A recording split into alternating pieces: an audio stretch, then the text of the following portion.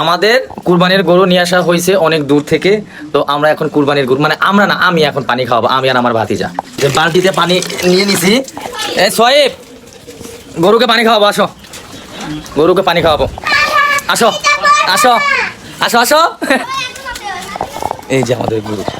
আসলে জানতাম না যে পানির সাথে আরো কিছু মিশিয়ে নিয়ে যেতে হবে। গরুকে আসলে আমি খালি পানি নিয়ে গেছি, আসলে আমার অভিজ্ঞতা নাই। এখন আমার ভাবি বলছে লবণ আর গুড়ার সাথে আটা মিক্স করে দিতে, আবার নিয়ে আসছি বালতিটা। দেখে আটা দাও। এই যে গুড়, ভাত এখনো দেই নাই, গুঁড়ো দিলাম, আটা দিলাম, এখন লবণ দিব। হ্যাঁ বলো। দাও দাও, অল্প অল্প দাও, অল্প দাও, দাও দাও, মিক্স করে দাও। হয়েছে হয়েছে না?